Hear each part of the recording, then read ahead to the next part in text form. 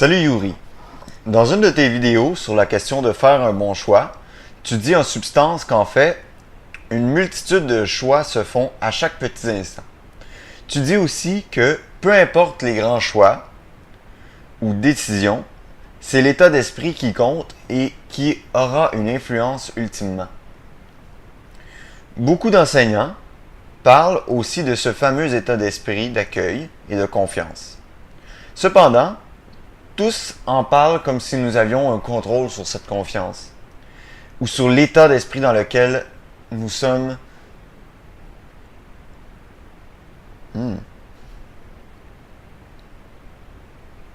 Ok.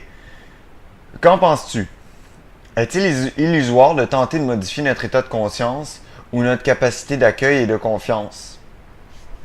Merci pour ton grain de sel.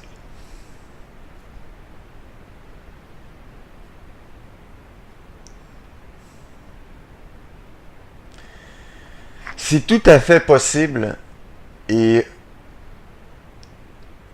une des choses qui est peut-être la plus importante à réaliser, c'est d'abord de percevoir que tout est énergie. Il faut arrêter de voir les événements comme si un était responsable de quelque chose, puis un autre était responsable de quelque chose d'autre. OK? Si il faut voir le mouvement, il faut voir l'énergie derrière tout ce qui se produit.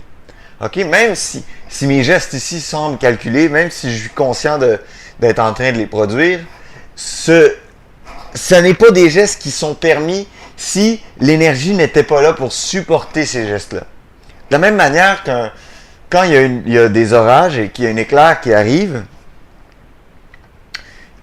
le mouvement doit se produire parce que l'énergie est là, la tension est là, il doit y avoir... Et par les lois naturelles des choses, l'éclair va se produire là où il y a le moins de distance. Et donc, dans la vie, il faut voir les événements comme celle-là. Quand il y a deux voitures qui rentrent l'un dans l'autre, il ne faut pas voir « Ah, c'est lui le responsable ou c'est lui le responsable ». Il faut déjà comprendre que tout ce qui se produit est la résultante de mouvements d'énergie. Il faut comprendre aussi que l'univers en tant que tel, lui-même, l'univers en tant qu'être, ok, pas l'univers en tant que insondable mystère, mais l'univers est un être, tout comme les planètes sont des êtres, et nous, on est un être, et les cellules sont des êtres. Bref, les cellules ont leur première destinée d'être une cellule, mais reçoivent leur support et leur énergie à cause qu'ils font partie du tout, qui les nourrit, qui est le corps humain. Et de même est pour tous les êtres de l'univers. La destinée d'un corps, oui, ok, de vivre comme un humain parmi d'autres cellules humaines, mais le corps lui aussi a une destinée qui lui est plus grande que la simple fait d'être un corps. Être un corps, c'est la destinée première, la destinée superficielle, mais la destinée ultime, c'est de faire partie, d'être une cellule d'un être encore plus grand, dont les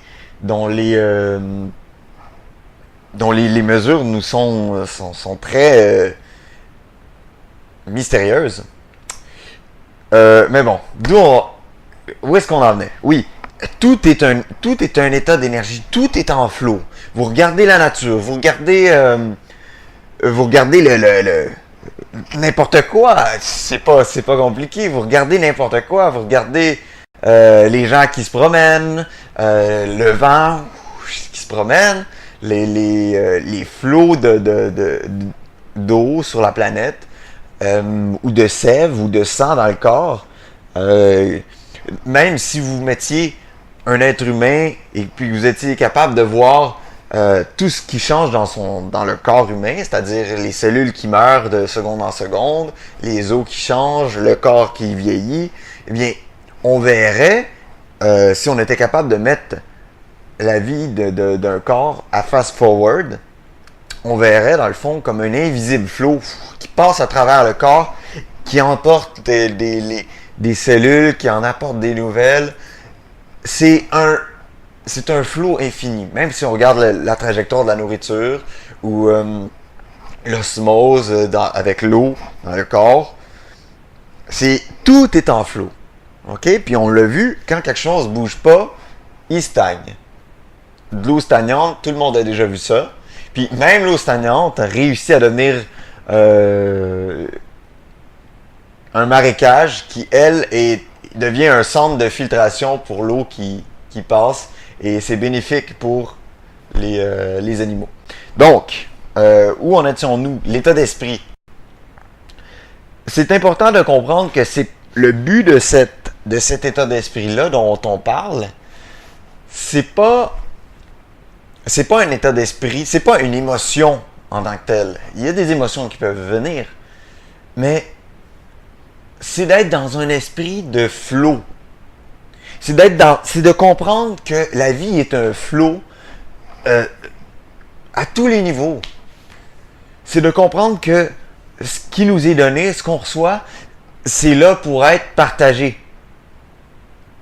Et puis, ce n'est pas la nature d'un flow de retenir tout ce qu'on peut. Alors que l'ego, c'est exactement ça qu'il fait.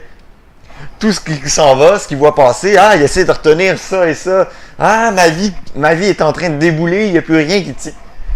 Mais oui, c'est normal. C'est un flow, la vie. C'est absolument normal. Il ne faut pas s'en faire avec ça. C'est normal que tout chamboule, que tout change. Le changement est apporteur de bonnes nouvelles si on est avec le changement plutôt que contre le changement. Si on se bat contre le changement, il n'y a pas de fin à la frustration, puis à la défaite, puis à la brisure. Il n'y en a pas de fin.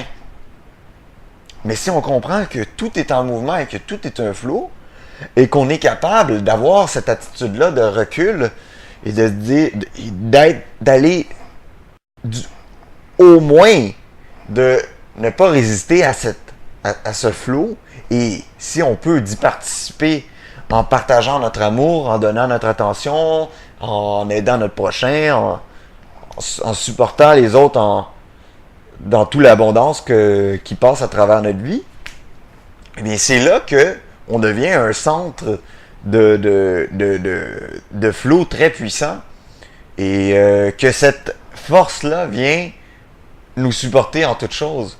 Et c'est vraiment l'état d'esprit. Il faut pas avoir... C'est pas un état d'esprit, une croyance qu'on doit me faire mariner jusqu'à temps que ça porte ses fruits. Mais simplement un état d'observation de cette réalité et une participation dans un sens constructif à cet état de mouvement qui est perpétuel. Donc, voilà pour la première question.